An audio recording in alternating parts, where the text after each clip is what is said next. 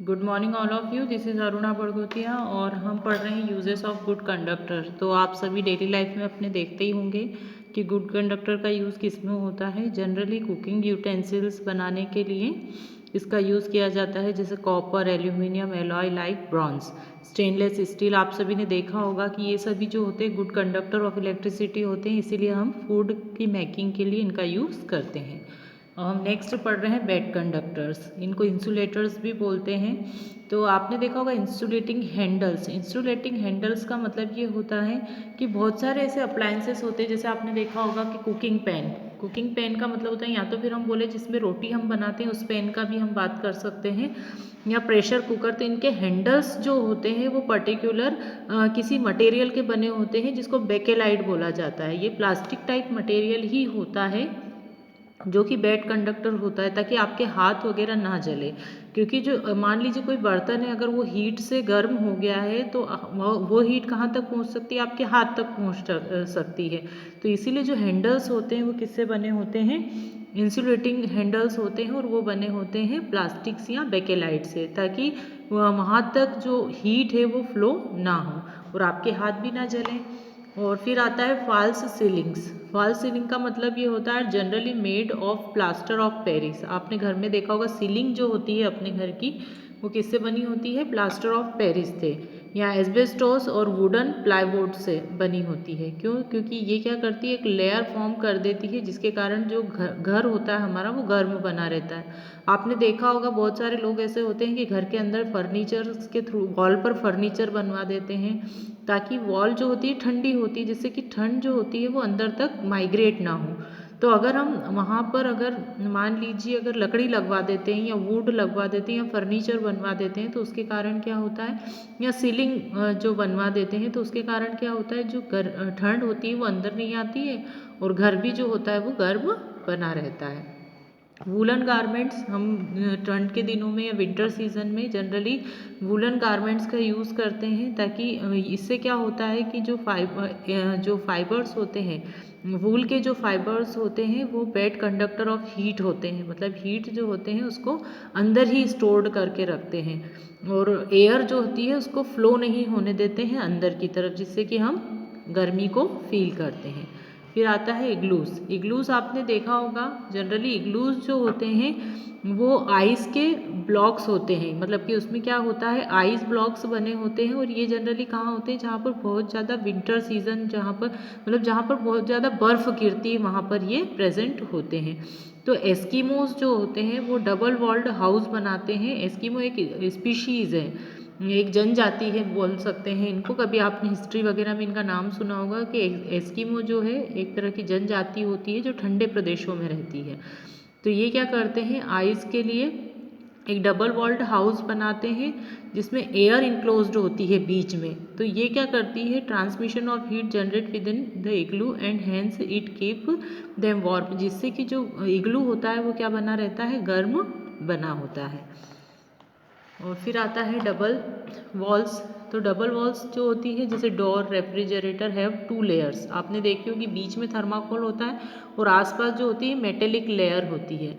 Most of चीज़ों में इस तरह की डबल लेयर्स होती हैं, डबल वॉल्स होती हैं, जिसके कारण क्या होता है, ये हीट को प्रिवेंट करती है from the surroundings from entering the refrigerator. मतलब कि हीट जो होती है वो रेफ्रिजरेटर के अंदर इंटर नहीं करती है। तो इसलिए double wall storage, ice box वगैरह जितने भी होते हैं उसमें डबल वॉल होते हैं, बहुत ज़्यादा थिक होते हैं उनकी जो कवर होते हैं। गुनी बैग्स होते हैं। Slab of ice are covered with gunny bags. The material used for making gunny bags is a bad conductor of heat. तो मोस्ट ऑफ जो बैग्स होते हैं, गुनी बैग्स जो होते हैं वो किससे बने होते हैं, जनरली ऐसे मटेरियल से बने होते हैं जो हीट को फ्लो नहीं होने देते हैं। Moreover the air is filled in between the spaces of gunny bags. और गुनी बैग्स के बीच में क्या होती है, एयर होती है जो बेड कंडक्टर ऑफ हीट होती है, और वो ट्रांसमिशन नहीं होने देती हीट का, जिससे कि जो आइस होती है वो मेल्टिंग नहीं होती है। तो इसलिए आपने देखा होगा जो गुनी बैग्स होते हैं वो एक तरह से उसके अंदर क्या रखा जाता है, आइस को रखा जाता है। अब नेक्स्ट पढ़ रहे हैं हम कन्वेक्शन। कन्वेक्शन क्या होता है, तो ये समझ लेते हैं हम।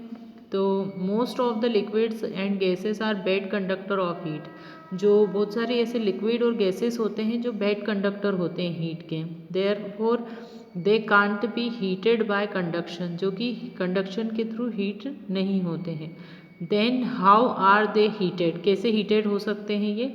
Liquid and gases are heated by another process of heat transfer called convection. मतलब कि हम कुछ लिक्विड और गैसेस को अदर प्रोसेस के थ्रू उसमें हीट को ट्रांसफ़र करेंगे, जिस प्रोसेस को हम बोलते हैं convection. The following activity will help you understand the process of convection. हम एक्टिविटी करते हैं, इसमें राउंडेड बॉटम फ्लास्क लेते हैं, पोटेशियम परमैंगनेट लेंगे और बंसन बर्नर और रिटोर्ड स्टैंड लेंगे। हम क्या करेंगे, इसको हम पीछे देख लेते हैं एक्सपेरिमेंट में हमने क्या किया है। इसको गर्म करेंगे ये हम गर्म कर रहे हैं इसको।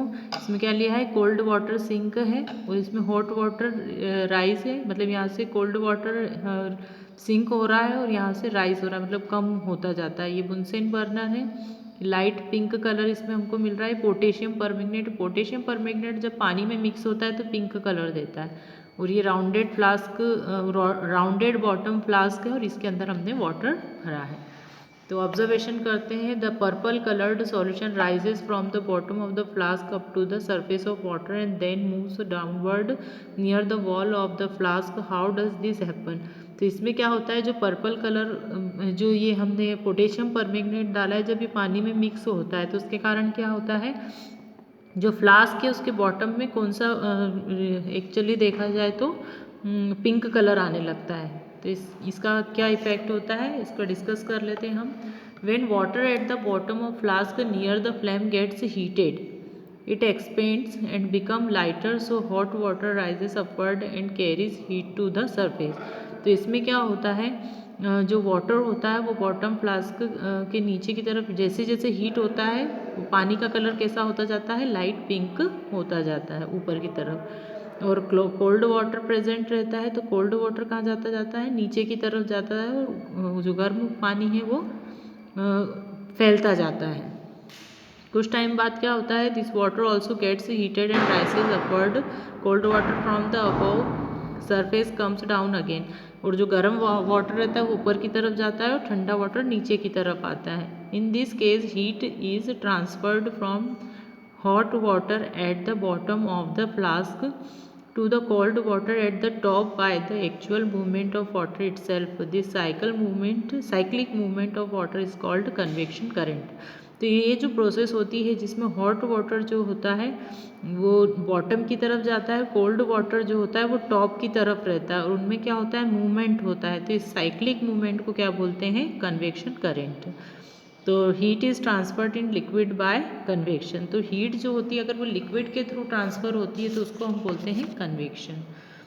So we can say that the process of transfer of heat in a liquid or a gas by the actual movement of a particle of a liquid or gas is called convection.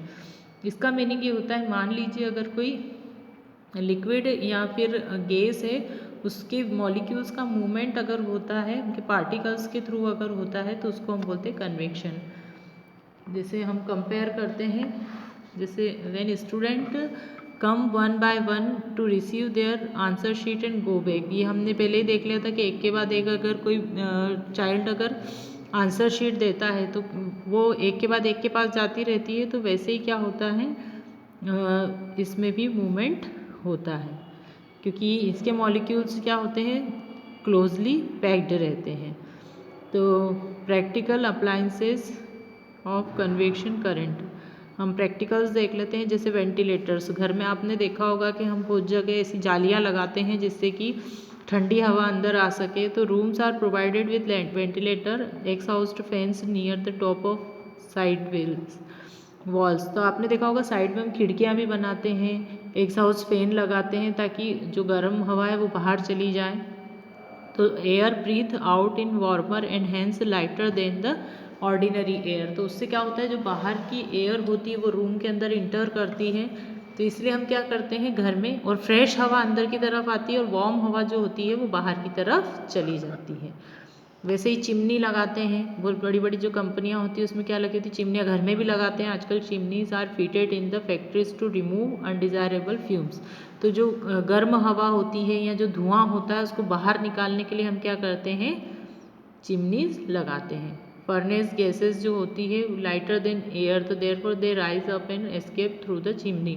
तो chimney क्या करती है, उसमें जो घर में गर्म हवा और जो धुआं होता है उसको वो बाहर निकाल देती है।